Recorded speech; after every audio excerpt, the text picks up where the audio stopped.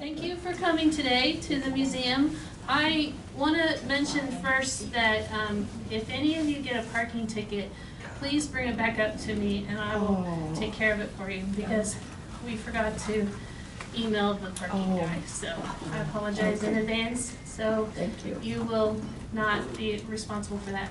I will take care of it for you. But I want to introduce Mr. Mark Archuleta. He's an author and are you a musician? I don't think no, I'm an actor. An actor. You probably couldn't tell that because I'm so shy.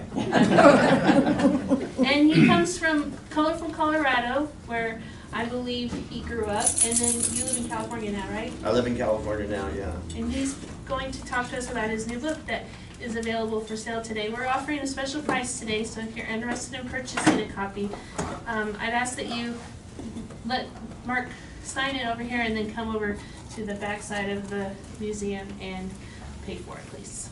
They're going to be $20.95 today.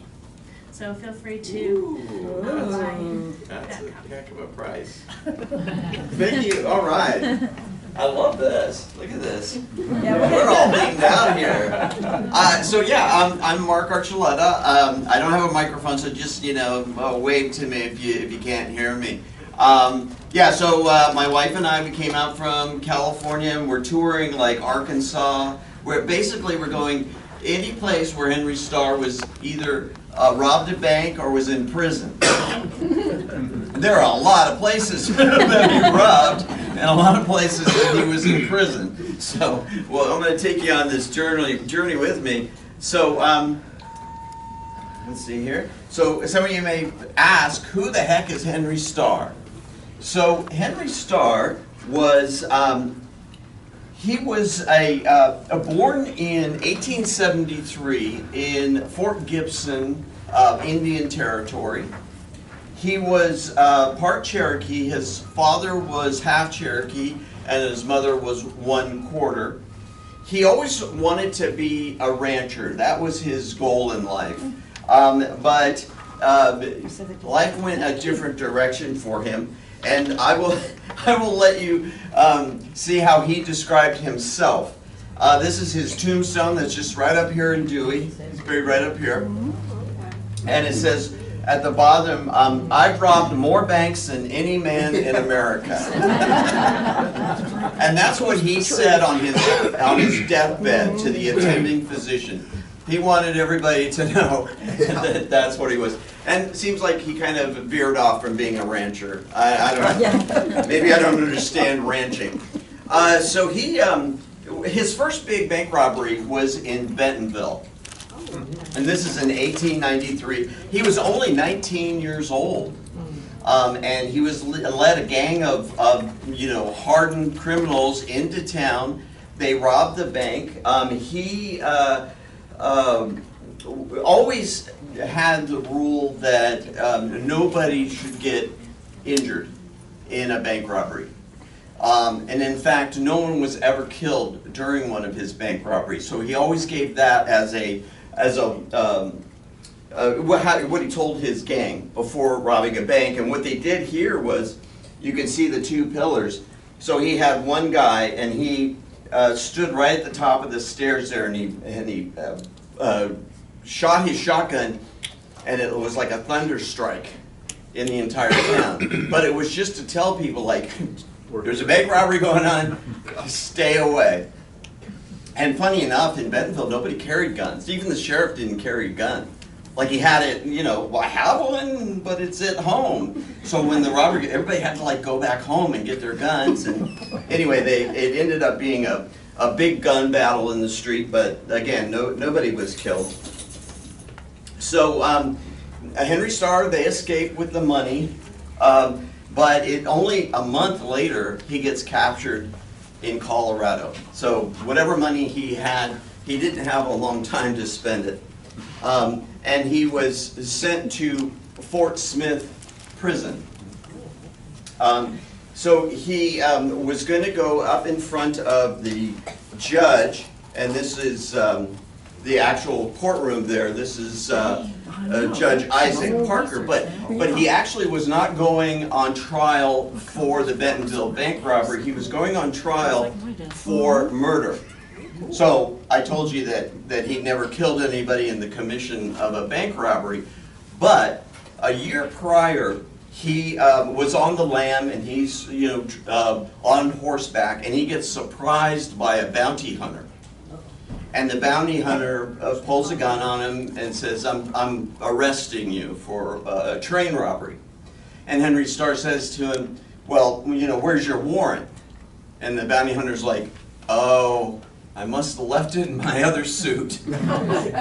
And so Henry Starr says to the guy, he goes, all right, I'm going to give you the first shot. And if you miss, I won't. And so the guy shot at him, missed, and Henry Starr shot and killed him. He used to be a former deputy, so people said that he had killed a deputy, but he had actually been kicked off the force for brutality and things like that. So he was actually a bounty hunter. And this is how they kind of showed it in the newspapers, even though that's not actually what it looked like at all. But so he was on trial for murder. So he was on death row at Fort Smith. This is Judge Isaac Parker. Now tell me if this is probably not a good sign. Parker's nickname was Hanging Judge. Yep. I don't think that bodes well for how the trial's going to come out. And of course, Hanging Judge Parker sentenced him to die on the gallows. And he was on Murderer's Row. But Henry Starr was a smart guy. And he didn't have money, but he was very smart. And he appealed to the U.S. Supreme Court, his murder conviction. And the U.S. Supreme Court said, Judge Parker had this habit. And when he wrapped up the case, he'd basically tell the jury how they should come back, the verdict that they should come back with, right? Because in Fort Smith, they had professional juries, right? Like if there were, poor people in town or, people barely getting by, Judge Parker said, well, you can make per diem being on the jury, and if you give us the right verdict, we'll even buy you a nice dinner. And that's exactly what he did. So the Supreme Court says, look, you can't do that. You cannot tell the jury how to vote. And they said, no, you've got to give Henry Starr a second trial. So it goes back to Judge Parker, and wouldn't you know it, they sentence him to hang again. Same problem, right? Henry Starr takes it to the Supreme Court a second time. The Supreme Court says, you did it again. You told the jury how to vote. You can't do that. Judge Parker was very stubborn. And also they said that Henry Starr had the right to self-defense.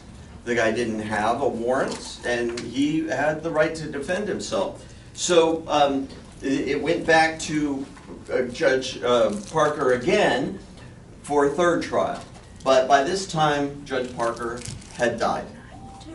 Henry Starr's been in prison for like 4 years already, waiting for this to happen, for his trials to go through the system. So a new judge allowed him to plead guilty to manslaughter.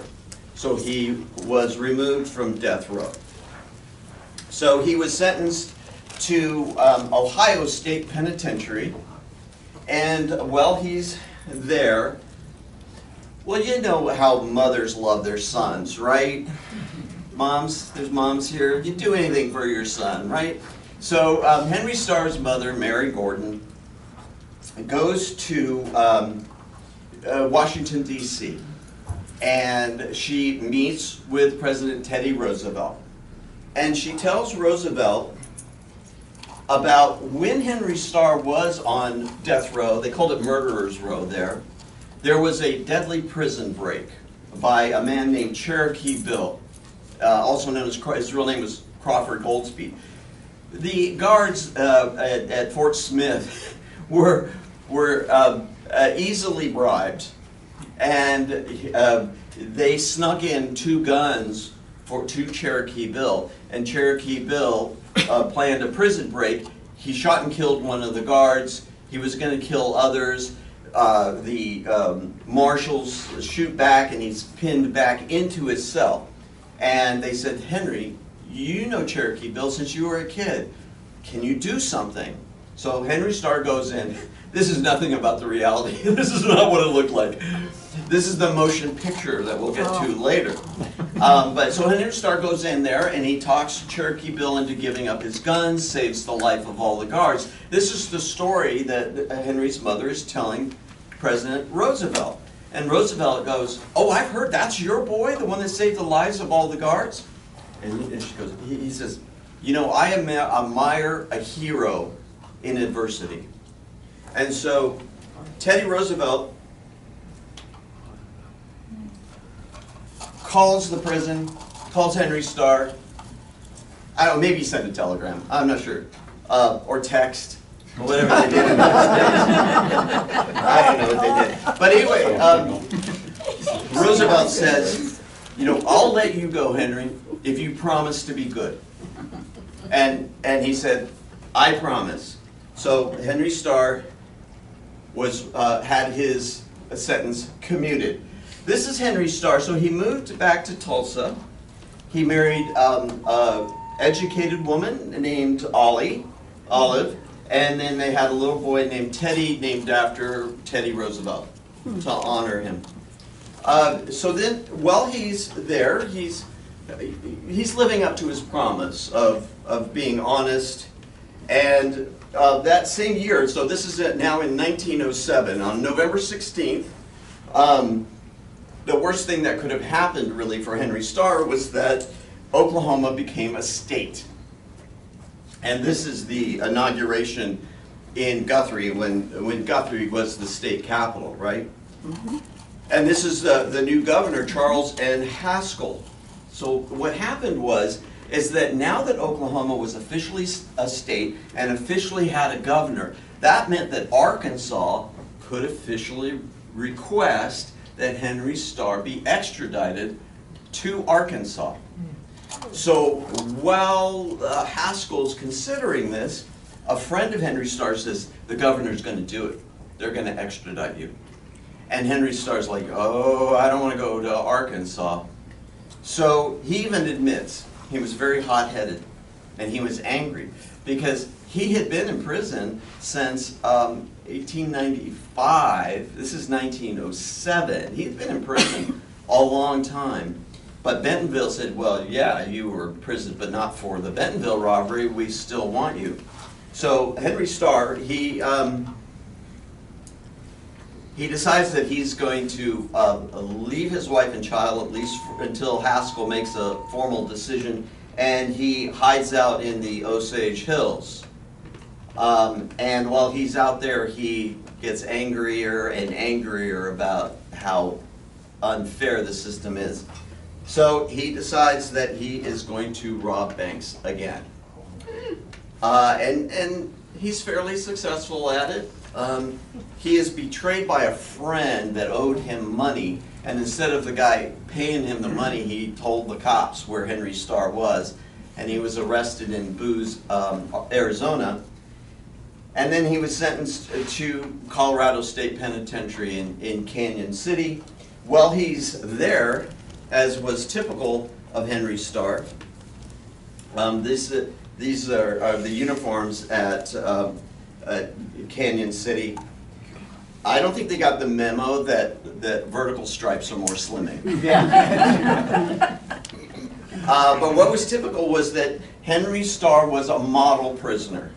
He would, he had to leave school at about 6th grade because his father died. And then he had to go and help his mother do the farming and all those things. So he always hated that he didn't get to continue his education.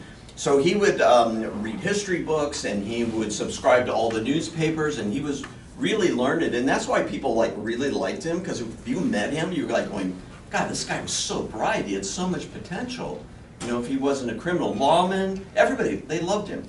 But so he would kind of pass it on, and he would teach all the other prisoners how to read and write and do arithmetic. And he came out, you know, fully reformed. And so he was let out of prison after 4 years. And but part of his release was that he couldn't go back to Oklahoma. He had to stay in Colorado, which is kind of a problem, right? Because he didn't have any support system in Colorado. He had family that could maybe keep him straight in Oklahoma, but he was sort of forced to stay in Colorado.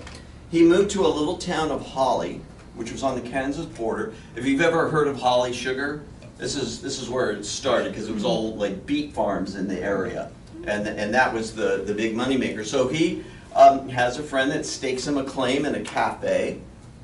So he starts running a cafe. Now he says that people wouldn't go to his cafe because he was an ex-con. There's another story that people didn't go to the cafe because there were cockroaches in the sugar bowl. I wasn't there. I don't know exactly what the true story was. But while he's in town, he meets a beautiful woman, falls in love with her. One slight complication is that she's married and has children. That's just the slight complication. But I won't go into it here, but it was a torrid romance, and it's in the book. So he tries, you know, the cafe fails. He asks if he can move to a different town, so they allow him to move to Wyoming. He works on a railroad, he sells furniture, he tries to do anything he can to go straight. But none of these things really work out. They find out he's an ex-con, and so he's kind of blackballed. So he decides that he's going to not be on parole anymore. And so he bums rides on the train back to Oklahoma. While he was in prison, he wrote his autobiography called Thrilling Events. And it's really a good book. He's so funny, and he explains like what life was like in the territory, and what it was like, you know, just traveling the countryside, a world that just doesn't exist anymore. It's really cool. And so hence my book is called The Real Thrilling Events, because I'm not trying to steal from them, but my reel is R-E-E-L, because it's a movie reel, right? But anyway, this is a great book. He sold it. It did okay, but it was a way he wanted to really explain why he turned to crime, and that he was completely reformed. And to prove he was completely reformed, he relocated to Tulsa and started robbing banks. So he used this as his base of operations, and he would hit all the different towns in the area. He had enough money from his crimes that he had a little bungalow in Tulsa. He had his own automobile, and this is how fancy he was. They made a note of it, that his garage even had a cement floor. Oh, I know. So he's driving his car around, and he gets to Stroud, and he notices something interesting about Stroud. He's like, wait, they built two banks. Oh, 2 banks. Oh. Right next to each other. I mean, they're 1 block away. You can see one from the other. And this was the pinnacle of, if you were a bank robber, the greatest thing you could do was try to rob 2 banks at the same time. Right? The Dalton gang tried it in Coffeyville, just north of here, in 1892. North of here. Yeah, good, thank you. And of course, all of them got killed except Emmett, right? So you know, that spooked everybody, but Henry Starr wasn't spooked, because this is my opportunity to be the greatest bank robber of all time.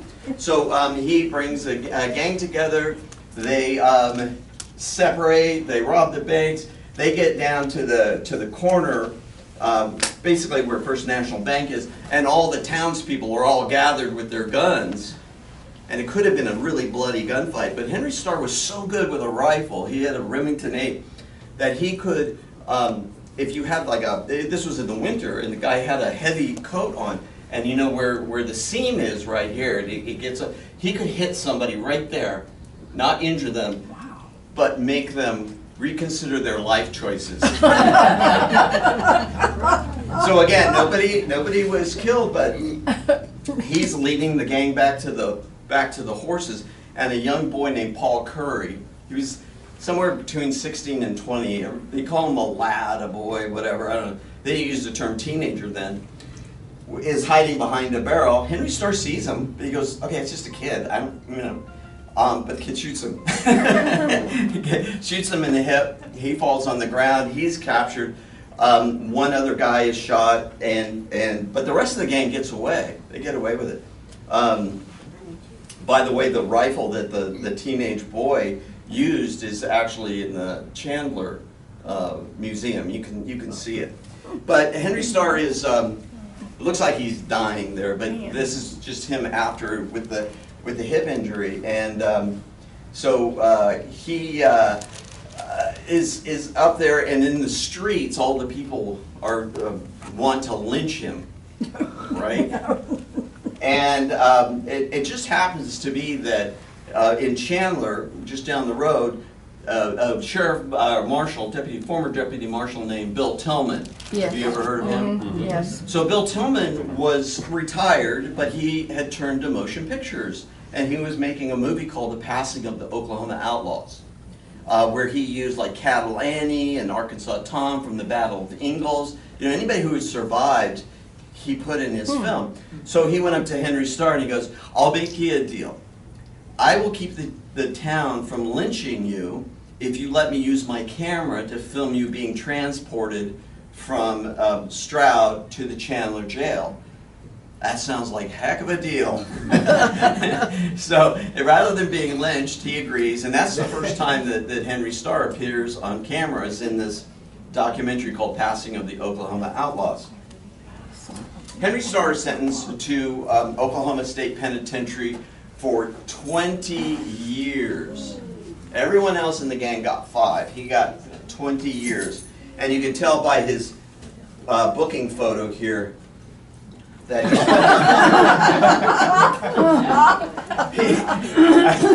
it's like 20 years. So what happens is, while he's in prison, the motion picture industry has really exploded. And where's my mouse? Yeah, the motion picture industry, especially westerns, has really exploded. It's become an enormous thing. And again, for good behavior, he is released from Oklahoma State Penitentiary in 1919. And he is, let's see here. He is met by a movie producer who says, "You know what? You could be bigger than William S. Hart, who was the top box office star of the day." And he said, "You know what? Because people are kind of sick of, actors, right? People want authenticity now." Well, who is more authentic than Henry Starr? I mean, wow, he's 47 years old. He's had a life of crime. I mean, that is authentic. So, Henry Starr, miraculously, began robbing banks on horseback. But he lived long enough to see the invention of the motion picture camera and becomes a silent movie star. That's quite a contrast there, huh? That's his glamour photo. You can't see it, but it says, "Yours truly, Henry Starr." So he comes out with the motion picture, A Debtor to the Law. It's not quite the hit that he wanted it to be, because there were a couple of problems. First, it came out around 1919, 1920. And this was just shortly after Prohibition had passed. And so the Women's Christian Temperance Union was feeling pretty good about themselves, right? They got Prohibition passed. What can we do next? And so they turned their attention to motion picture censorship. And they said, well, we don't want some ex-con making a lot of money, making movies and ruining our children. So they tried to pressure legislators both in Oklahoma and federal to create a censorship board to prevent bandit pictures, what they call bandit pictures. and specifically wrote legislation, no Henry Starr movies. Ooh, wow. And so the Theater Owners and Managers Association out of Oklahoma City, these were the ones who owned the biggest movie theaters, they said, we really don't want this censorship thing going on. We don't want ladies sitting in a room deciding what everybody else can watch. So they agreed, you know what, we'll just keep Henry Starr movies out of our big theaters, right? So Henry Starr and his group actually had to take the film canisters from little town to little town throughout Oklahoma and Kansas, you know, actually walk, and then you would have to meet with like the ministers and the city hall, and they would preview it, and they'd have to approve of it, and almost always they would go, yeah, no, this is a really good movie, because its message was, you know, crime doesn't pay. Henry Starr's son was a teenager at this point. He says, I don't want to make a movie that glamorizes being a bad guy. I want to just, like, I've spent half my life in prison. I do not want to glamorize it. And yet it was a very glamorous, exciting action western. So I guess that's the way it always works. But it was successful enough that people told him that, let me see here. Whoop. Hey, what? Down there. It was successful enough that they told, what is that? Microsoft. So they're giving me a message would like here. to access the microphone. Yeah, okay. But it's not showing on my screen like that. Hold on a second. You were just censored. There we go. Censored. I'll allow it. I don't know. They're probably listening to me. Probably so. Yeah. But, you know. That was actually the forerunner for the legislation. Okay, so I'm going to just start again because obviously we'll just start with welcome everybody. Oh, you might do all that. You get caught up here. Aha! Here we go. Oh, there we go. So they told Henry Starr, you know, anybody knows that he has blue eyes and sandy blonde hair there, but he was Cherokee? That just gives you an idea. So one of the things I forgot to mention was that this was made in 1920 in Tulsa. And it was made in that whole socio-economic time that would lead to the Tulsa Race Massacre only a year later. And when you see the film, you know, through the lobby cards and things like that, you can see that it influenced the marketing, right? They made him a white person with rosy cheeks. And then they couldn't cast Cherokee Bill. He was presented as black, but they couldn't. The laws, you couldn't have black people and white people on the same movie set. So they had the Jim Crow laws. So they had to have a white man play Cherokee Bill. But I digress. That's a whole new. That's in the book too. But they told him. They said, look, you know, if you make one more motion picture as a movie star, you can punch your ticket to Hollywood. You can live the American myth of reinvention, going from a bank robber to a movie star. So making a motion picture takes a lot of money, even back then. So he was trying to raise money. He started gambling to try, he started falling into debt. But one of the people that he borrowed money from was Wade Phillips, our local Wade Phillips. So he had, this is a receipt that Wade Phillips gave him $100. Which is a lot then, but it's not enough to make a motion picture or anything like that. He had an interesting relationship with the Phillips, because as you know, they had formed a bank. I think Frank and L.E. had formed a bank here. And on the opening day, the grand opening of their bank, when they were moving from oil into banking, the first person to show up at the bank was Henry Starr. Opening day. But he wasn't there to rob it, actually. He was there to borrow money. And he asked to borrow $500 from the Phillips. And they said, well, you know, do you have any collateral? And he goes, "Collateral what?" And he goes, "I don't have any collateral. I don't really have anything like that, but I have two Bartlesville businessmen that will vouch for me." And L.E. said, "Well, that's good enough for us." And so they loaned him the $500, and Henry Starr paid it back. And Henry Starr never robbed one of their banks. The Phillips had a really good relationship, not only with Henry Starr, but with other outlaws. And maybe that was just good business, because then they wouldn't come back and rob your bank. I don't know. Well, longer than just don't rob it from us. And you know another story of James Bartles, who founded this town, right? Jacob Bartles founded the town. So Henry Starr tried to rob him at gunpoint, and apparently he never carried any money on him.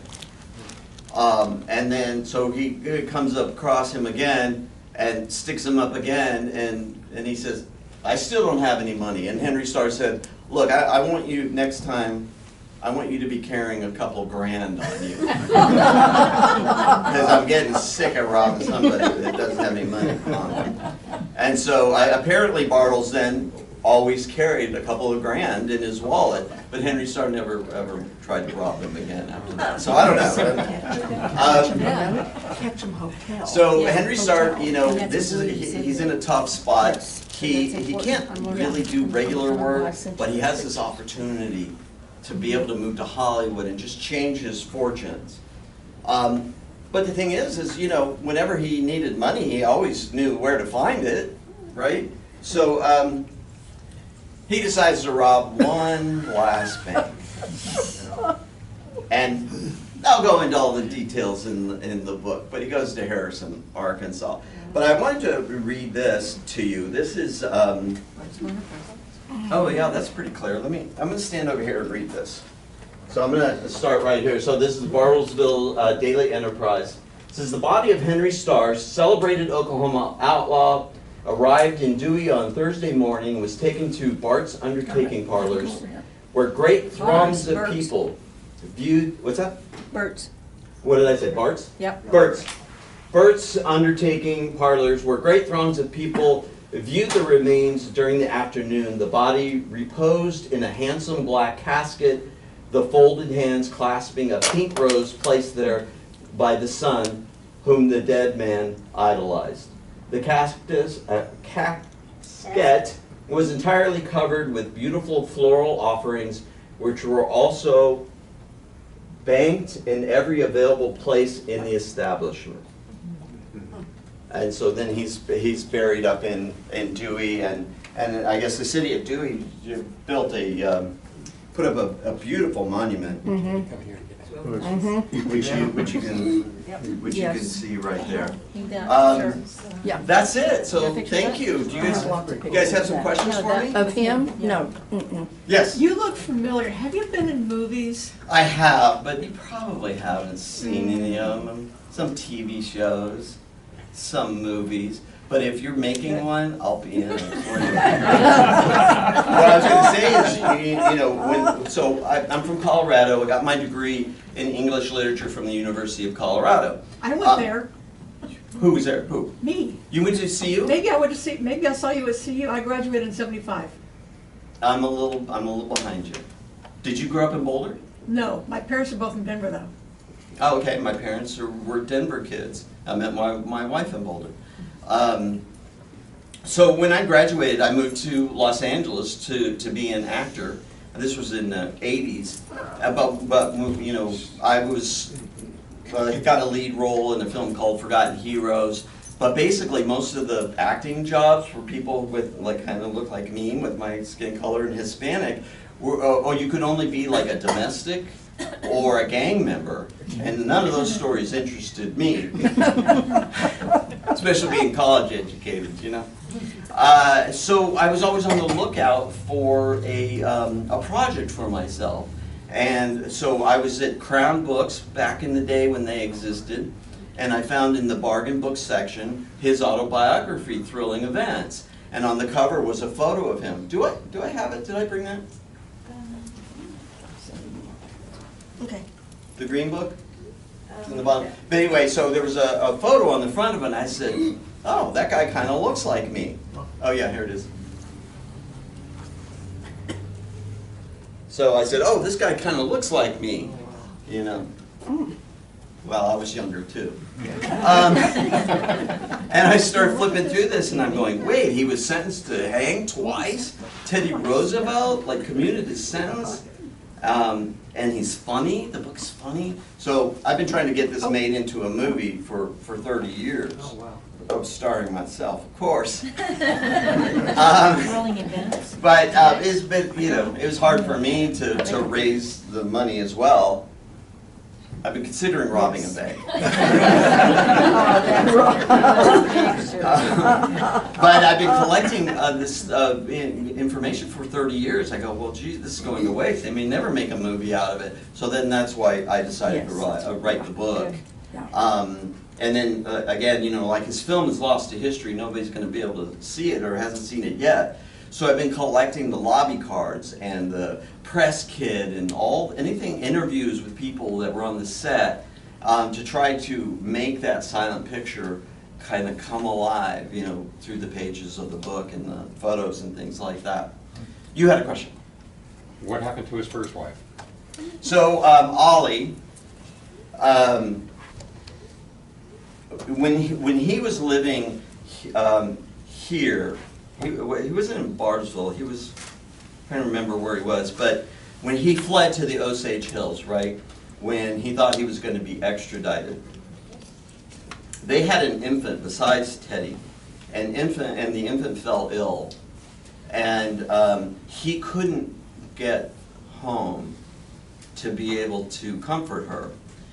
He went to Bixby on the day of the funeral and sent a telegram, but the sheriff had said that if he showed up for the funeral, they were going to be waiting for him and kill him. So he stayed away, and I think that, you know, the fact that he went back to crime and that he wasn't there for their most painful family moment, she got pretty sick of it. And by the time he had gotten out of the Colorado State Penitentiary, she divorced him. That's the part I was looking for. Yeah, because you talked about the other lady that was already married and he hooked up with, but he never said what happened with her. Yeah, so he was a picture of them and Teddy. He was not married when he had his fling with the married woman. She was married, and then he does actually marry a third time. So when he dies, he was married to a woman named Hulda. So he did get married twice. Any other questions, sir? Was he related to Belle Starr? So indirectly, okay. So Belle Starr, her real name is Belle Shirley, and she was born in Carthage, Missouri. Right. She married Sam Starr. Okay, so she was never actually a Starr, but she married and then took his name. Sam Starr was Henry Starr's, he calls, distant cousin. So they weren't really related, although newspapers always got it wrong. They said that he was married to her. They said that he was the son, brother, all these things. But so not really related. But she's kind of more famous than him, so everybody sort of associates. Well, I realize she had several husbands. What's that? She had several husbands. Yeah, so she had a child with Cole Younger, who was an outlaw, if you remember the James Younger gang. She had a daughter named Pearl, with Cole Younger, and then she married Sam Starr, and then she married Blue Duck, and then she was murdered. And there were no more marriages after that. Kind of ended that whole marriage thing. Sir? Let's talk about the grave site. I've been there several times. Yeah. And I noticed people put coins. Yeah, you can see Can you them. talk about that, why that is? Well, I think, you know, it kind of reminds me, it's not quite to the extreme, but of Jim Morrison. You know, his tombstone in France, people leave little tributes and stuff.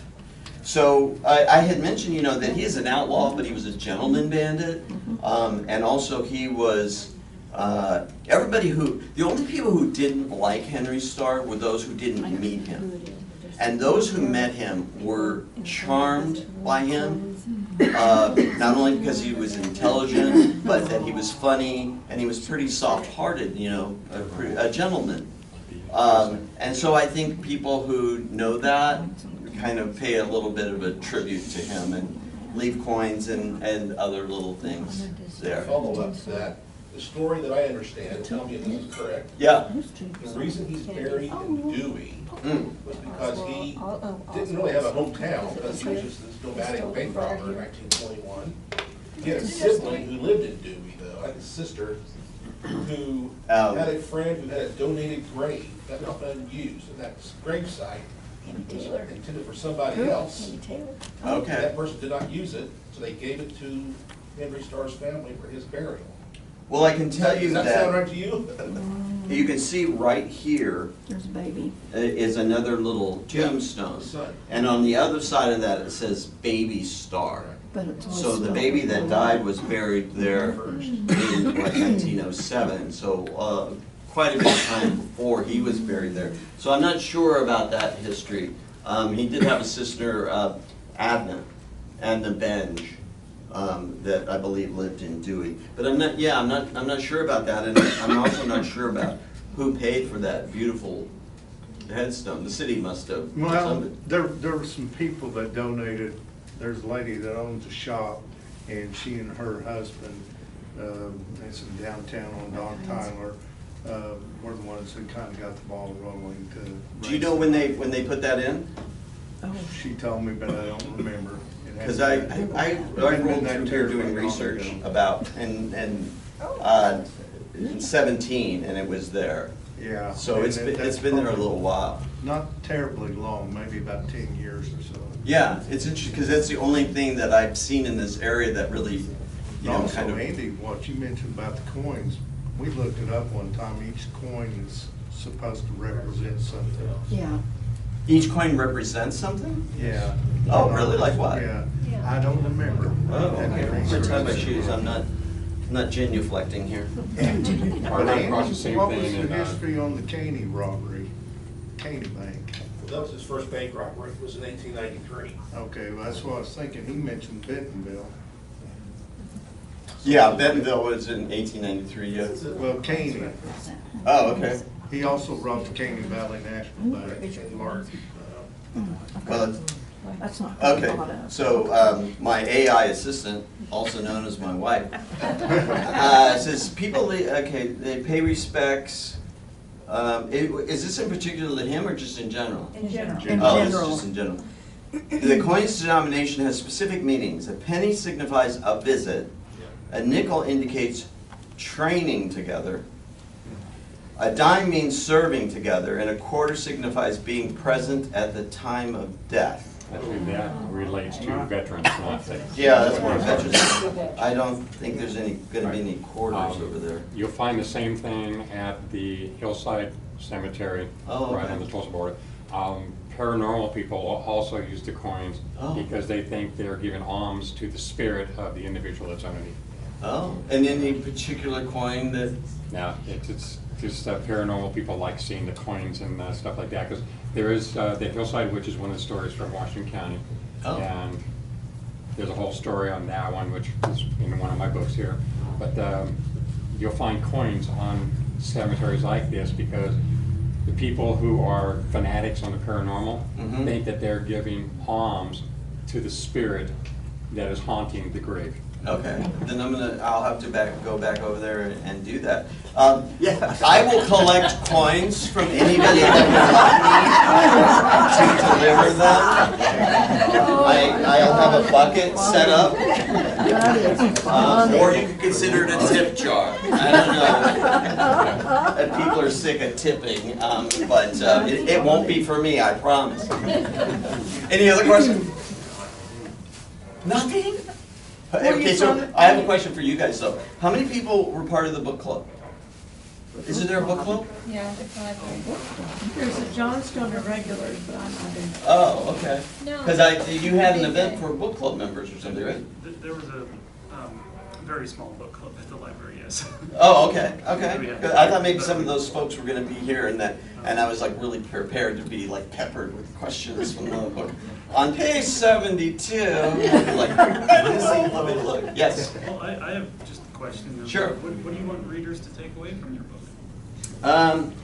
You know, one of the things that I think that people can take away from the book, and I didn't really discuss this here, just kind of tangentially, but the fact that the deputy marshal system at the time was pretty corrupt.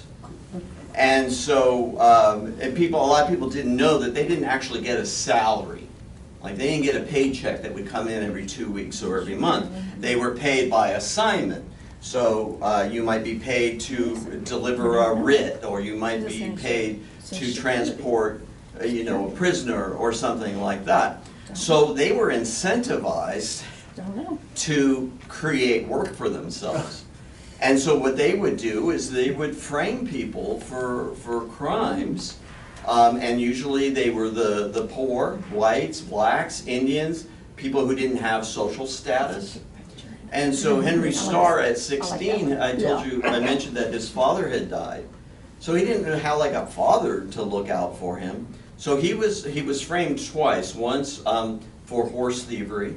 So he was 16 years old, he was framed for horse thievery. He was put in chains. He was sent to Fort Smith prison. They didn't have a juvenile system in those days, so he was thrown in with the general population. When he was thrown in there, the head of the prison gang sent his minions and they attacked him. He had a little gold ring and they tried to get it from him. But Henry Starr was good with his fists and he fought them off. He was only 16 years old, keep in mind. But in order to hire a lawyer, he had to sell everything that he owned, his saddle, his horses, all that kind of stuff. And when the guy that accused him of horse thievery got on the stand, well, he wilted and admitted that he was probably wrong, and then come to find out that he was splitting the money with the deputy for the per diem. A year later, he's again falsely arrested for bringing liquor into the Indian Territory. Once again, he's put in chains and sent to Fort Smith prison. Well, there was a phrase somebody said that his rollicking boyishness was gone, and his reputation was ruined in the town because, why, you know, if you've been accused twice, he must be a bad guy, probably part of the Bell Starr clan. He's all. So he made the decision that they forced me. They've basically given me the name of a bad guy, so I'm going to be the best bad guy I can be. You know, but he didn't lose his humanity. He didn't become a killer, and this is part of the reason why he's not quite as famous as, like, you know, the James Younger gang, because those guys were vicious. They were killers. And he wasn't, the next wave of crime that came later was like Dillinger and Bonnie and Clyde, Machine Gun Kelly. Those people were savage. They were killers. Henry Starr wasn't like that, so I think that, you know, he's not quite as famous because of that, because he wasn't bloodthirsty. But I guess an answer to your question is that, you know, the recidivism and the justice system, you know, forced him into this. The recidivism in the sense of that, you know, when he got out of prison, he didn't have a support system. He couldn't go back to Oklahoma. He was forced to live somewhere where he didn't have family. So there's just kind of interesting life lessons out of that, and that, you know, again, he wasn't a killer. He's a gentleman bandit. There's some funny stories, you know, with him as a gentleman bandit, and I don't know if these are true, but he had gone into a bank and he found all the mortgages, you know, in the files, and so he took all the mortgages and took them with him. But instead of setting them on fire, which people might figure out where he was, he tied them with a rope and dropped him in a river. So they didn't have computers, so I don't know if they were able to find what those people owed, but that's the kind of guy. And there was another guy who had, in a bank, he had you know, deposited $75, and then as he's at the cashier counter, Henry Starr comes in, the gang, they sweep up all the money, they put it in the bag, and they're leaving, and they're using the customers and bank staff as cover, as kind of shields in case anybody shoots at them. And the guy, his name was Stump, I believe, because they said he was a 5x5 man, meaning 5 feet wide, 5 feet tall. And somehow or another he had the name Stump. I don't know. It sounds a little convenient. But anyway, he's like, I didn't get the receipt for the money that I put down. I'll never get it back. And so he told him, okay, just grab your $75 out of the bag and let him take it. So yeah, it's a really crazy, interesting stories just all throughout the book and his life. Did you have another one? And then, Casey, this is your event. You're supposed to like have a whole list of questions. Thank you, by the way, Casey. I've been talking to him for ages, trying to set this up, and the museum gave me some great historical photos and information. So, Casey, thank you. Thank you very much. And thank you guys for being here. If you don't have any more questions, and I'm happy to sign a book if you'd like to get one. Hope that you'll support the museum, not me.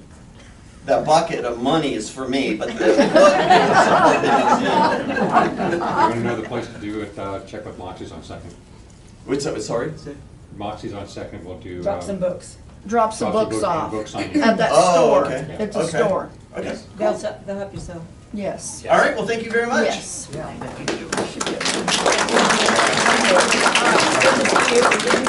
Yes.